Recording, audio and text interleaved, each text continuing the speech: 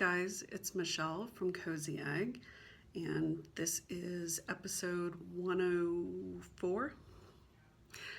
Today is Monday, April 12th, 2021, and here we are again. So, it has been about a month since I recorded. I continue to have the intention to do it every couple of weeks, but that just hasn't materialized. So if you are new here, this is primarily a channel about cross stitch, but I do occasionally delve into quilting and knitting, although there hasn't been any of that in quite some time, and reading. And then of course, general chit chat about whatever the heck I feel like talking about. So, thanks for joining, and I appreciate you checking out my channel if you're new, and if you are a returning viewer, thanks so much for coming back. So, where shall we start? So the last time I recorded was around March 15th. And of course I told you my tale of woe about the ice storms here and losing power and all that good stuff. So luckily we haven't had any more events like that, although it is spring in Texas, which usually means we have lots of storms, sometimes lots of hail, and of course tornadoes.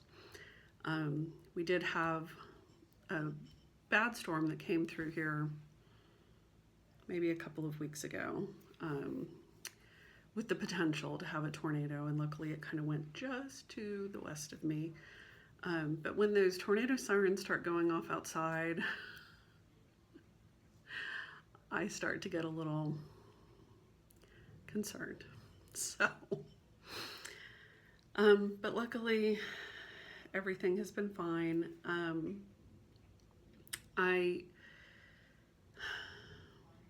I will be honest with you, I was kind of struggling to make myself record tonight. I'm just not feeling 100%. I'm feeling a little bit all over the place, and so that will probably be reflected in this video. So just beware. So since it is April, we did of course just have Easter weekend before last, and Eric and I celebrated our 15-year wedding anniversary, which was lovely, and we got dinner delivered and just, enjoyed each other. So it's hard to believe it's been 15 years, but it has. And this is our second anniversary staying at home. I'll put it that way. Our second COVID wedding anniversary. So we are still both staying at home and only venturing out when absolutely necessary. The mask mandate has been lifted in Texas, and businesses are 100% open. I don't necessarily believe that either of those were a good thing to do, but I'm not in charge. So we are just still limiting how much we're out and about and amongst the masses, which is fine. So that's just what we're doing. So what else has been going on? So I think a couple of my other things I will just talk about kind of as they come up, and we'll just go from there, shall we? Because I'm just a little all over the place. And I have to admit that I have not really been watching Flosstube. I've watched a couple of videos here and there, but for the most part, it's been a while since I watched any Flosstube. And so I feel a little out of the loop is not really the term that I want to use, but I'm feeling a little maybe disconnected. And part of the reason that I sort of stepped back from watching Flosstube videos is probably because I was feeling disconnected. So I was just sort of feeling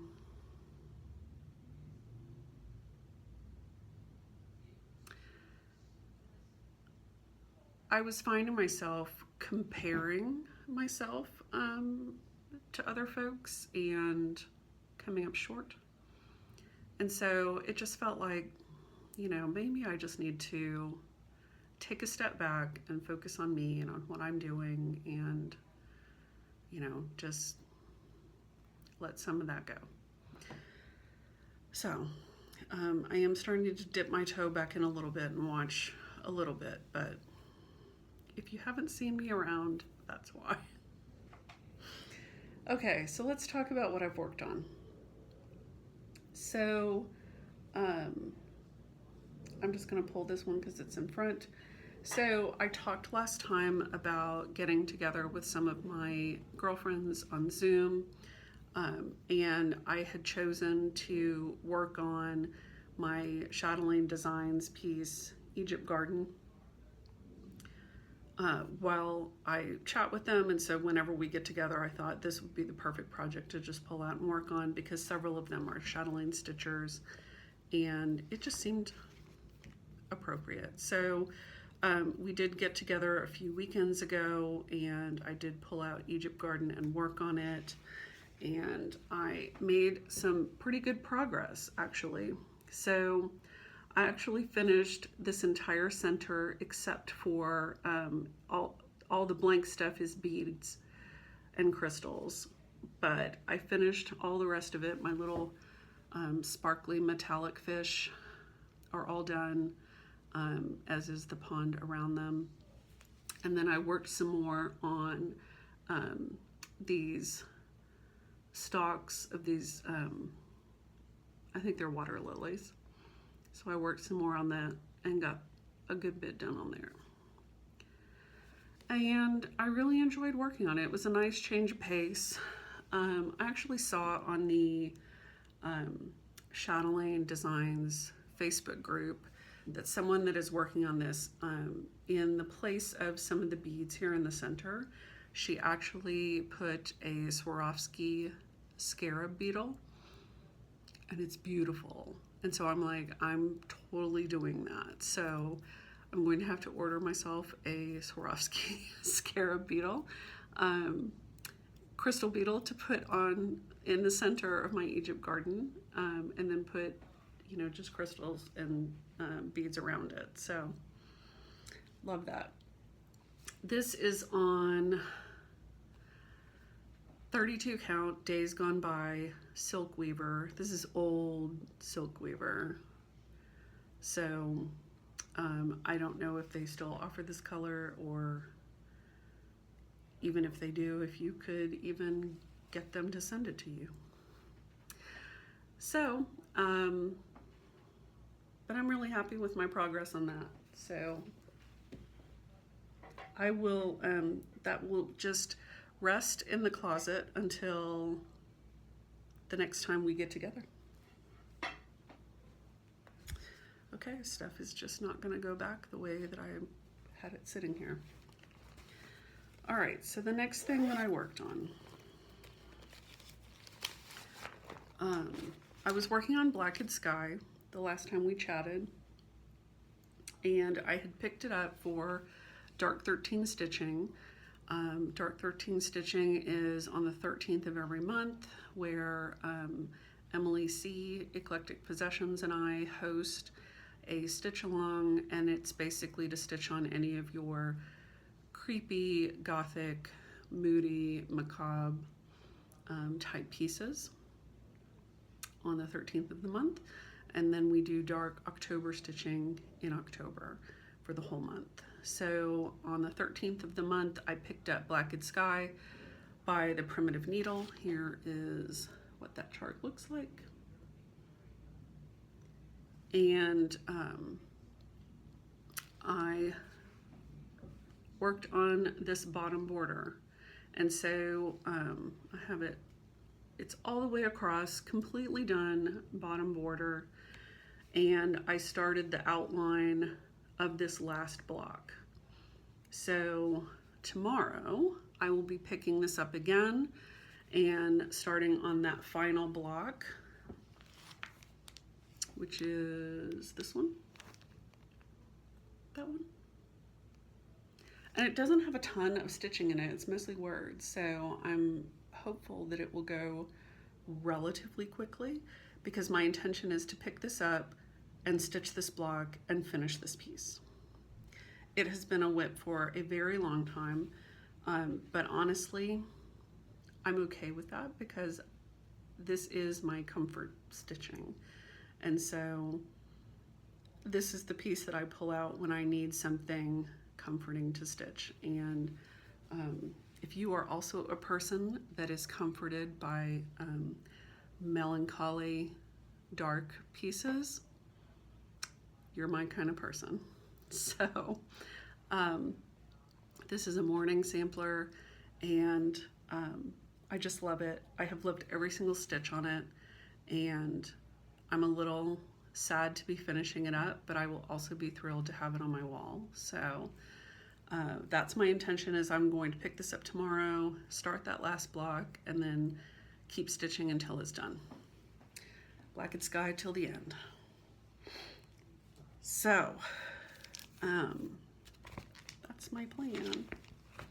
And I am stitching that on the called for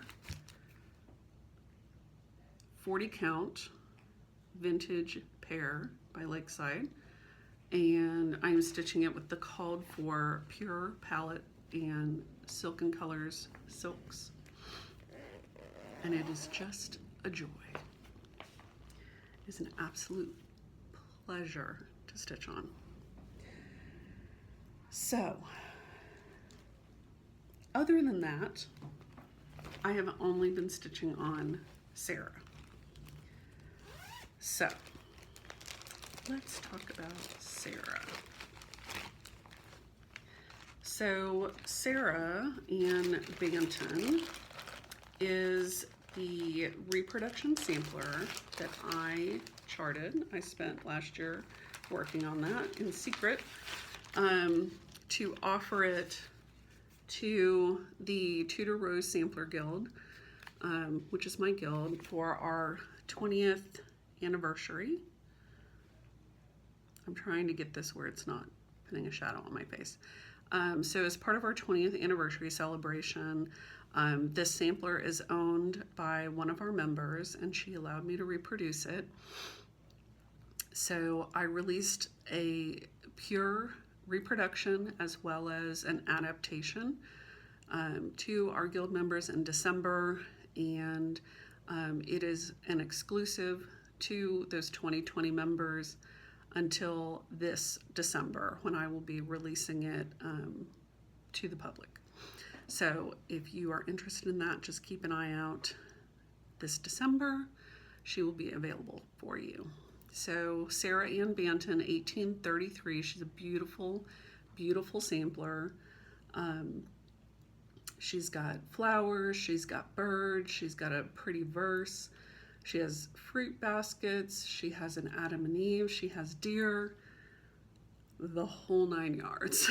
So, and that's the thing that her owner said that she loved about Sarah, is that she had a little bit of everything. So all the good stuff in one sampler.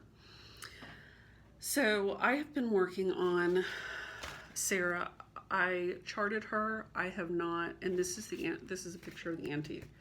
I have not stitched her. I'm in the process of stitching her, so there is not currently a model of either the reproduction or the adaptation, but that's what I'm working on. So I started her January 1st. We are having a stitch along on Instagram, so if you, well, everywhere, but you can follow the hashtag on Instagram if you're interested, and it is Sarah Ann Banton 1833 Sal. And you can just check, one of my posts and find that hashtag from there and check it out. So very fun. One of the things that I have been working on this past week or so, I guess it's been a couple of weeks, is one of my friends that is stitching this found a mistake in the pattern. And unfortunately, it was a pretty big mistake. So, not only did I have to correct the mistake, I had to figure out how to correct the mistake. So it was a little bit of a learning curve. And it took me a little time to figure it out. Basically, what had happened is the chart is 5 pages across.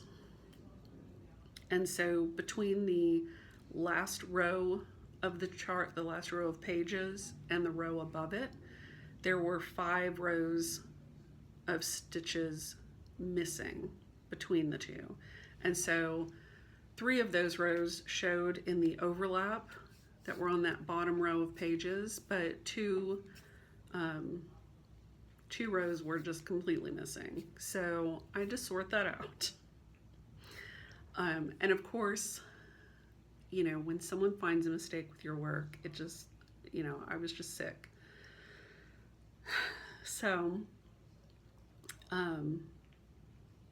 but I spent a good amount of time looking at both the repro and the adaptation. I did determine that that mistake was only in the reproduction. It is not in the adaptation. There were another 2 issues that that I came across as I was stitching, and one of them was a problem with one of the flowers in the top border.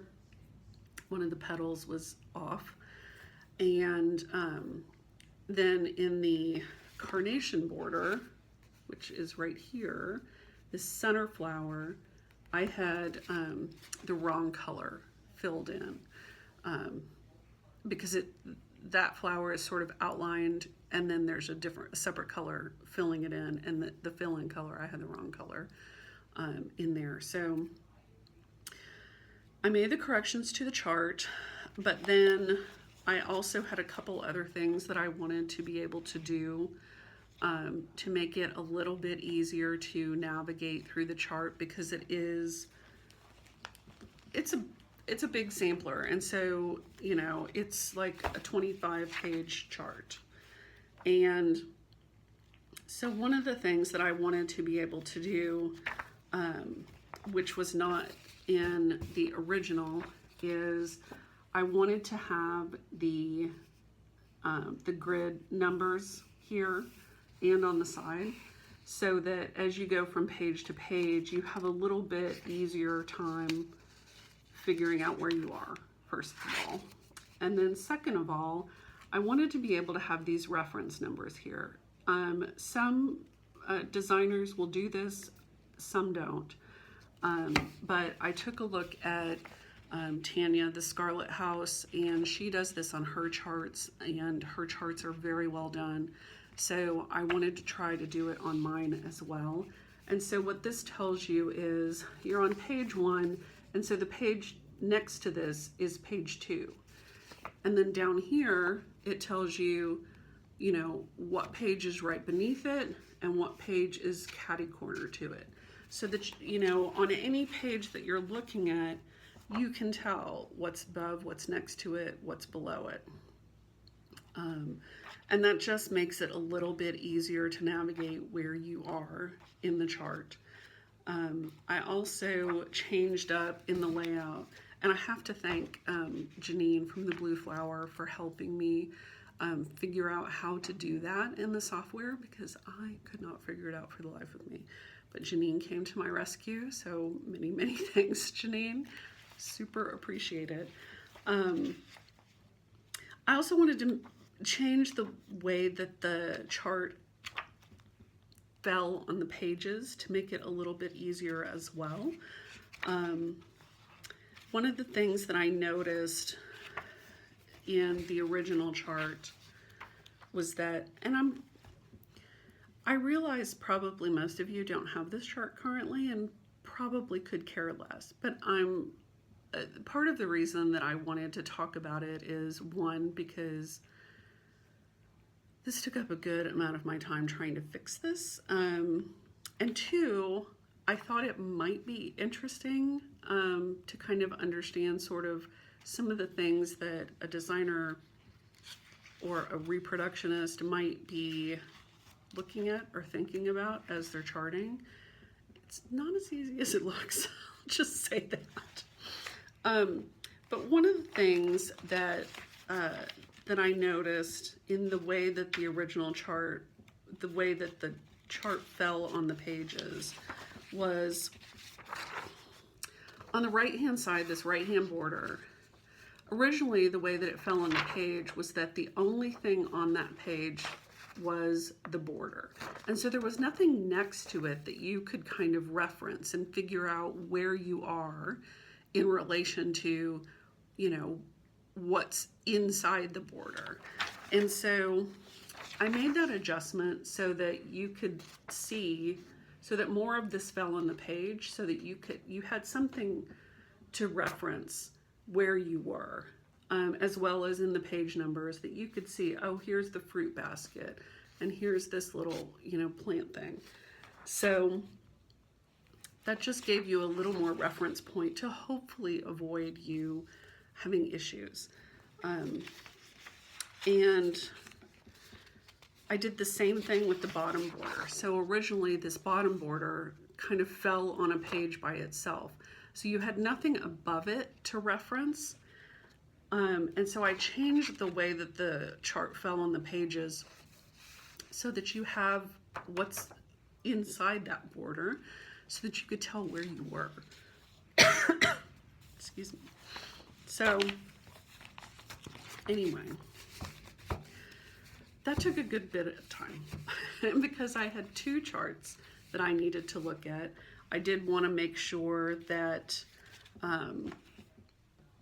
that the adaptation didn't have the same problem. Oh, here's it. So here's what it looked like on the old one. So you just had your border and that's it. So there was nothing, you couldn't tell where you were.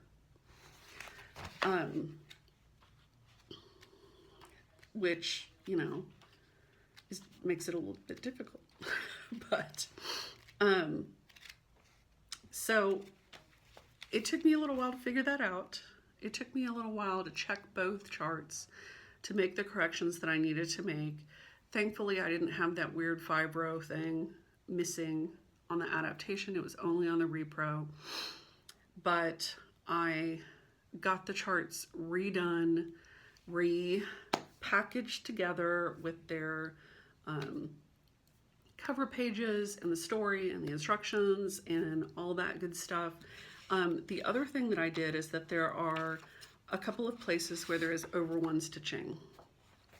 And so what I did was I made these sort of close-up charts for those areas. So this bird is over 2 and his head is over 1. So I wanted that to be able, you know, you to be able to see a little bit easier. So I did that with both of the birds and with the big basket, because it is also over 1. And I just thought that would be it would make it a little bit easier to see. My allergies are kicking my ass, so sorry.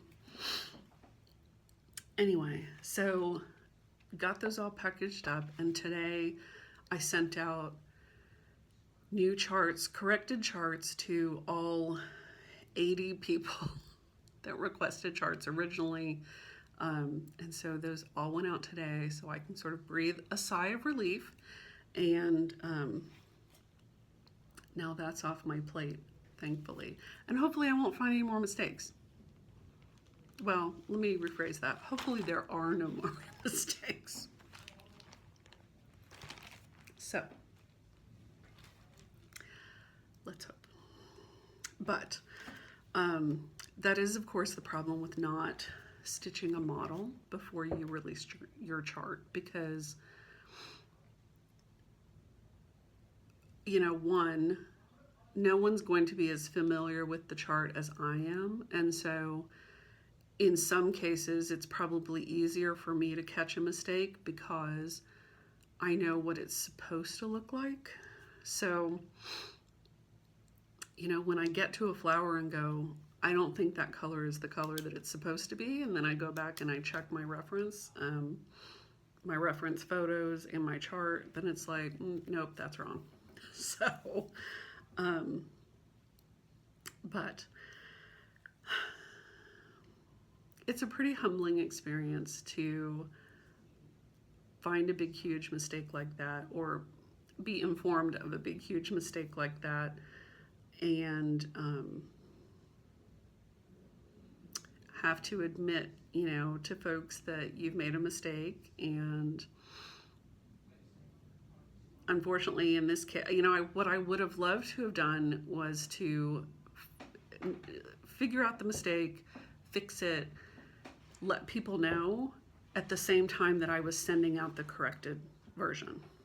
Unfortunately, it took me some time to get that all sorted out, and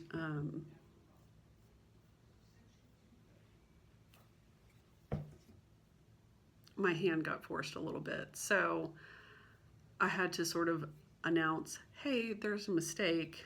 I'm working on fixing it.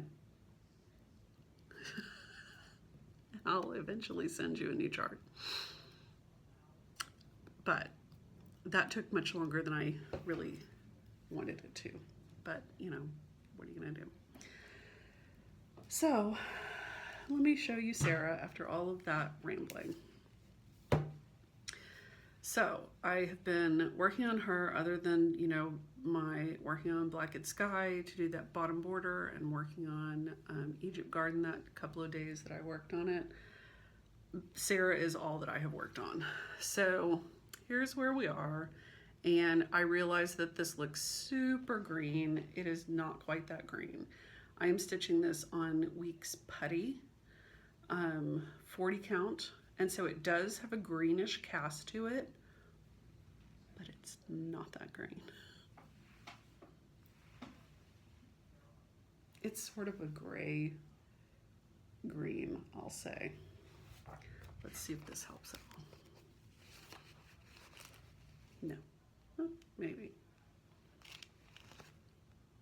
There, that's probably closer. Always frustrating. Anyway, you can go look at my photos and see some more accurate photos, color. Anyway, so this is where I'm at. Since I saw you last, I have finished the over one verse. I added in this striped flower vase, which I love so much. And I have my border brought all the way around and down, basically as far as I can go on both sides. I stitched the carnation border. This is the flower that has the issue in the carnation border. And ironically, this is the flower that has the issue in the top border. Both the same color. So I stitched that carnation border. I love it so much. There's the color.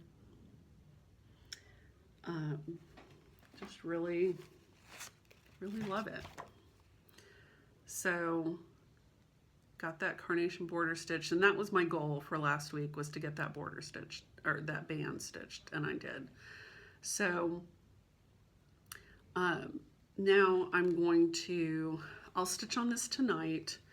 And so I got this little fleur-de-lis stitched, and I have the one stitched over here. And so that big flower basket in the middle basically goes right here. So I'm probably going to start on that. There are two satin stitch motifs that are here too. And then the two birds are just a little bit further down. So I'm getting to the good stuff, which is fun. But yeah, I love how she's looking. I love the colors. I love seeing her come to life after having spent so much time with her while I was charting. Um, she's a really beautiful sampler, and I really am loving her so much. And I'm really enjoying just stitching on her, I'll be honest with you. I haven't really gotten tired of her. I haven't really wanted to move to something else. I've just been enjoying her and just sort of enjoying the monogamous stitching, which has been nice. And I am kind of getting into a little rhythm with her, which is great. And, you know, I think I've talked before that, you know, Carol's Saltbox Stitcher talks a lot about, you know, if she can sort of stick with a piece, and that's one reason why she does her borders first, and then, you know, kind of puts in any bands that are sort of repetitive. It's because she can kind of get into a groove with it, you know, and figure out, you know, what the count is. And by that repetition, you're not having to look at your chart quite so much, which means you can stitch a little faster. You know, I'm kind of to that point where I know what the color symbols are, like what threads they are, so I'm not having to constantly go back and look at my thread chart, the key. So it does make for much easier stitching, I think, rather than switching from piece to piece to piece to piece, because, you know, then you kind of have to, it takes you a little while to get into a groove with the piece, and, you know, if you're then constantly moving to something new, by the time you get into your groove, you're moving on. So just stitching on Sarah has been a really nice change, and has just been sort of cathartic, I guess, enjoyable. So I'm going to stitch on Sarah tonight, and then I'll switch over to Blackened Sky tomorrow and work on it until I'm done with that block and with the piece, and then I'll probably go back to Sarah. So that's my plan anyway. We'll see how that works out. But I've been enjoying her. I really have been. So, and I hope that those that are also stitching her are enjoying her as well. So, all right. What else do I have to talk to you about? Because that's all the stitching that I've done. I sure have not done any finishing, like those two pieces that just need to be filled and sewn up, which I can't seem to get to. What are you gonna do? So let's talk about books. And talking about books is probably going to lead into some of the other things that have been going on that I thought I'd chat with you about. So when we talked last, I was getting ready to, like, I had just finished a book right before I got on to record. And then that night I started a new book, which was A Court of Frost and Starlight by Sarah J. Maas. This is the fourth book in the series I'm rereading. This is one of my favorite series ever. And so this is the fourth book. They call this a novella because it's, 200 pages.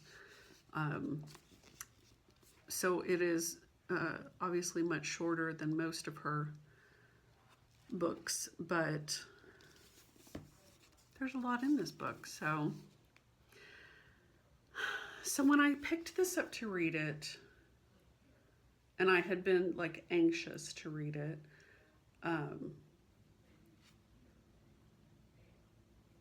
when I picked it up to read it, I had several days of, I would get 5 minutes to read, or I would get 10 minutes to read, and so I was just sort of reading like in fits and spurts, like a chapter here, a chapter there. And I was just sort of, I was feeling out of sorts, a lot like I'm feeling right now. And I was feeling really unsettled. And so one night when Eric was teaching a class, and then he was joining some other, meetup groups, I just said, you know what? I'm just going to sit on the couch and I'm just going to read. And that's what I did. I just gave myself permission to just sit and read. And I finished the book basically in one sitting. And it was exactly what I needed. I just needed to kind of lose myself in a book and, cry and laugh and just, run the whole gamut of emotions. I just needed to do that, I think. And these books, part of, I love the stories, but part of, what I love about them so much is that I find so much that is relatable with these characters. And so they kind of speak to me at that deeper level, which to me is the epitome of a good book, is when you can relate to it on some level and it's not just a good story. And so letting myself kind of just dive into it and just, immerse myself in it, so to speak, was really what I needed. And it just was exactly what I needed to do. And it gave me that opportunity to really resonate with it and let all those feelings come up. And, I think I've talked before about, being an INFJ and being empathic and all of that stuff. I feel things very deeply, and that is sometimes a blessing and a curse. And I think it's one reason why I can get so lost in a book, is because I am feeling all those feelings almost as if they were my own. And so to have the opportunity to kind of rekindle my love affair with reading and just immerse myself in books has been, it's almost been like finding myself again. And there are other things that have been going on too at the same time, where, I told somebody the other day that I feel more like myself than I have in years, which is fantastic. And it's really changed my perspective on a lot of things, but I didn't realize how far away from who I am authentically I had gotten until I started kind of getting those pieces back. So reading has definitely been a part of that journey for me, and it's really been kind of an amazing journey. And one of the things that I like about these books too is that they touch on, characters taking that sort of, journey where they're dealing with, emotional trauma and depression and, all sorts of stuff like that, and dealing with, things that have happened in the past and how that is influencing their present, and, all of that. And so being in those stories and sort of immersing myself by rereading these, as well as what's been going on with me personally, as well as how important rekindling my love of reading has been. It's all of it together is just proving to be so impactful. And so I don't know, it's just been really amazing. So like I said, I read that basically in one night. I was a couple chapters in before then. And then after I finished reading that, I didn't have the next book yet. The new one that just came out, I didn't have that in my hands, so I couldn't just jump right into it. So I had to find something else to do while I waited for that to come. And so I went back to that vampire series that I have gotten sucked into against my will, and read another one of those. And so this is the one that I read next, which is Soul of the Vampire King. They are by Bella Klaus, which we all agreed is clearly a made-up name, and we all know where that probably came from. So, yeah.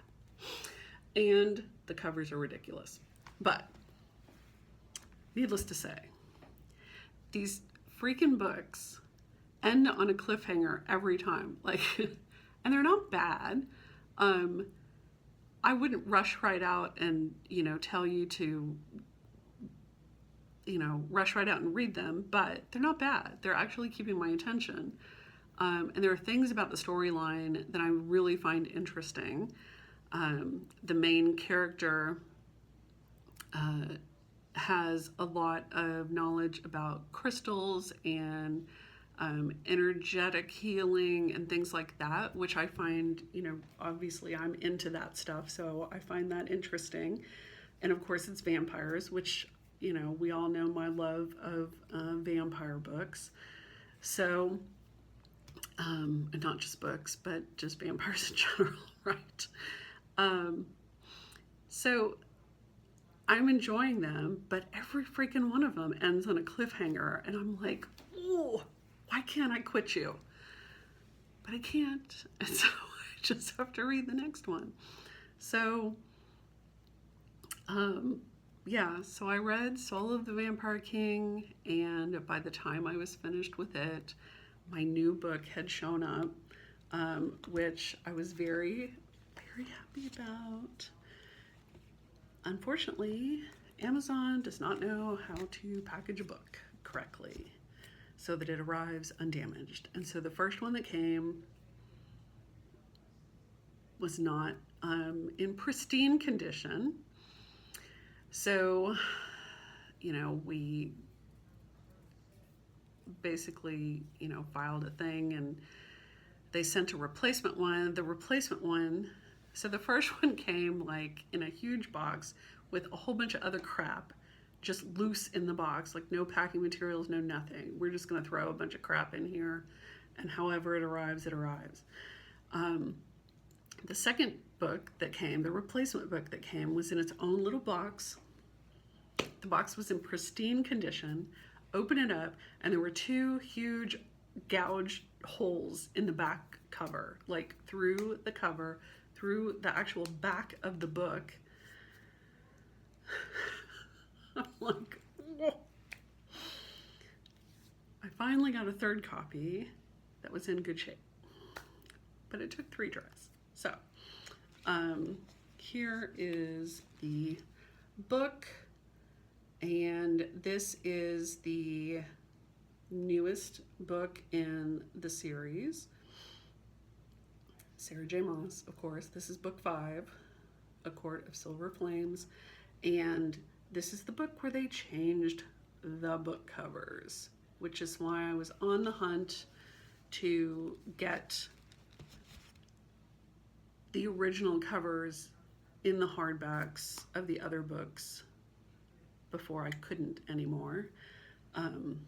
There have been some amazing artists that actually have created an alternate book cover for this one that are just beautiful if you want it to match your other books on your bookshelf.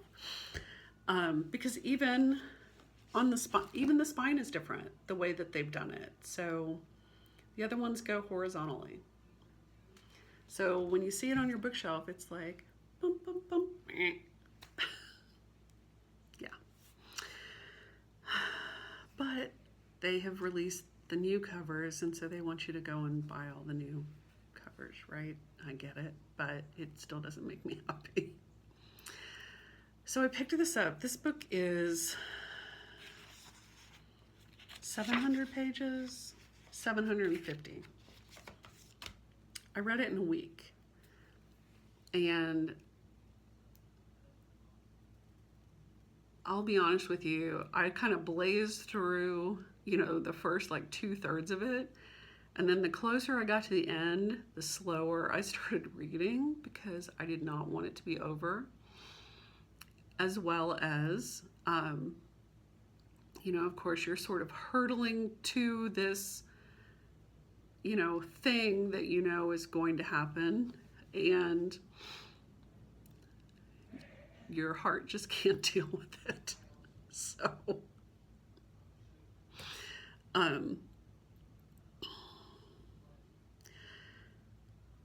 there's this Harry Potter meme that's like Ron and Harry and Hermione in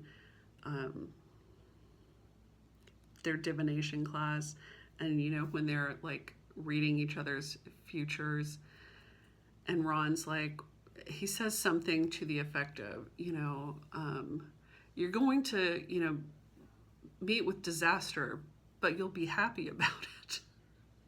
And so people have used that meme in relation to these books by Sarah J. Maas, and it's like, you'll get your heart ripped out, but you'll be happy about it, is kind of why when you get to like towards the end of her books, when you know that all that stuff is getting ready to happen, it's like, oh, I can't stop.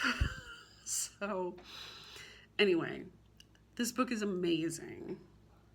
It is so amazing. The story is good. The characters are good. You learn so much more about one of the characters, and I can't say enough good things. I just can't. And so this is one of those books that, like, after I read it, I didn't think I was going to be able to read anything else because I had the most major book hangover, because it was just that good. And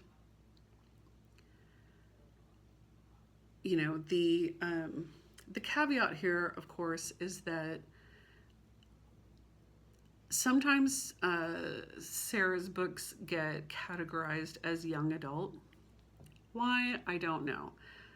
But sometimes they do. And so if we were under any illusion that these were young adult prior to this book in no way, shape, or form is young adult. No, it's just not. So, it's not. I'll just leave it at that. So, if you don't like smut in your books, this is not the book for you. But there is so much that happens in this book, and there is, again, sort of this emotional journey that I really, really related to.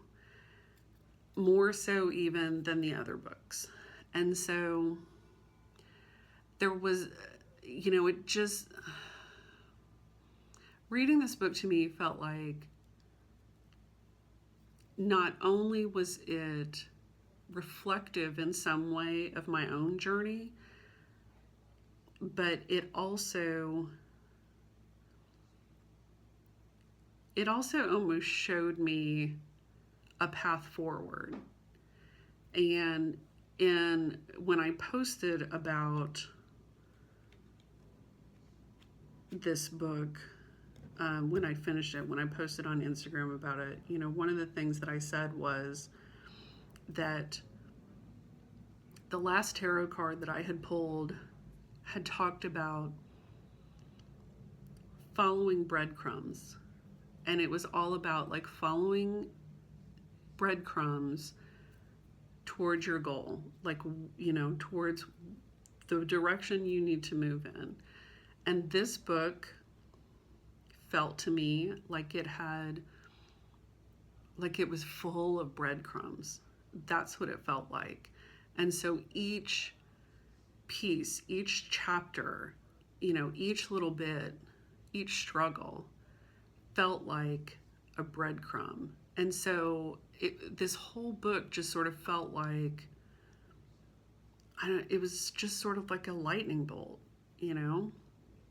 And that in conjunction with the other stuff that I just talked about, with like rekindling my love of reading and, just feeling more like myself for the first time in a long, long time. And, my word of the year for 2021 is open, which I think I've talked about before, maybe, probably, in one of my rambling whatevers. But part of the reason that I chose that word is about being, allowing myself to be open and to be emotionally vulnerable and to not have those walls up as much as I have in the past. And so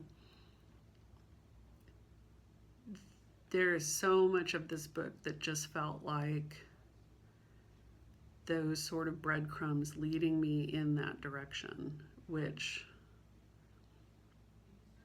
was and still is, just kind of mind-boggling almost.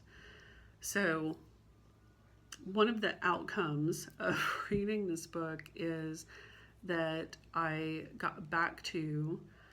reinstated a daily meditation practice. And that has been making a big difference for me as well. Because I've been starting to move forward in some areas, but that was one of the areas where I felt like I hadn't really addressed or started to address yet. And so it just sort of fell right in place that I was like starting to do, a daily meditation practice and starting to work on being present and being still and being open to receive, and sitting in gratitude. All of that has been a huge new piece that I'm working on. So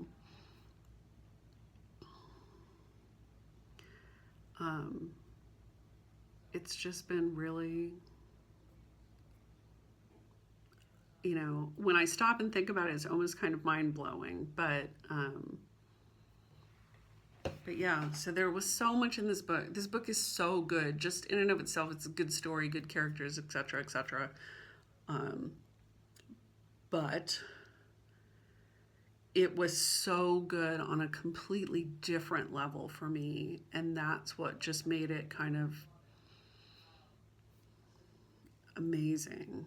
And so I would even part of the reason why I think it took me a whole full week to read it is because I kept going back and rereading things. Because I would like when I set my book down and I, at night going to sleep or during the day when I was working, I would find myself thinking about it. And then I'd have to go and reread parts to sort of, I don't know, almost ingrain it. And not just the smutty parts. But I would find myself rereading, certain scenes and how they spoke about things. And yeah, it just, so good. So after I finished that, like I said, I didn't want to jump into another series. I specifically don't want to jump into another Sarah J. Maas series. I've got 2 others that I really want to read for the first time, but I need a little distance before I do that. And nothing was calling to me. So what did I do? I picked up another one of those dang vampire books.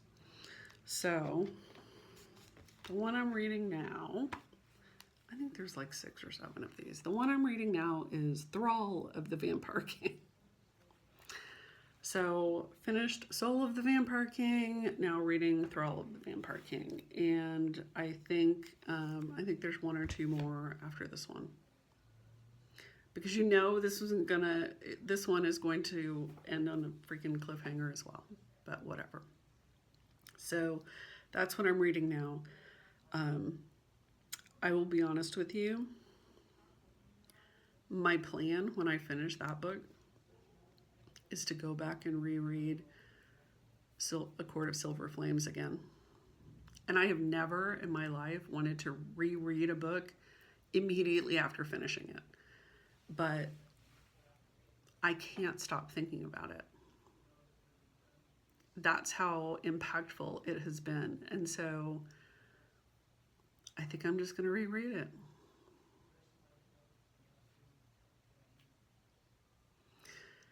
That's my plan. And then after that, I don't know, probably another one of these dang vampire books. We'll see. I'm just going to reread it because it's that good. So that's my plan. I'm just going to be, stitching on Sarah, rereading the same book over again, all 750 pages of it. Yeah, that's what I'm going to do. So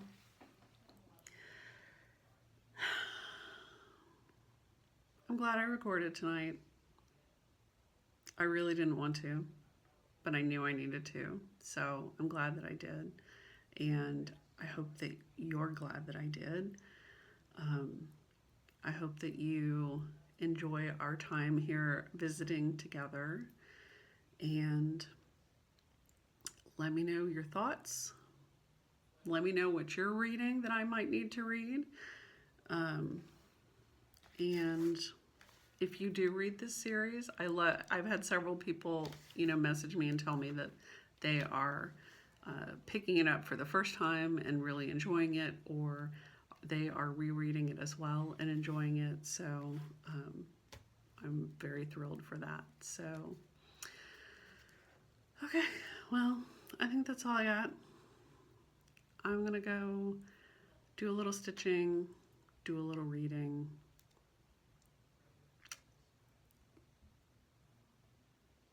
All that good stuff. So, all right. Thanks, guys.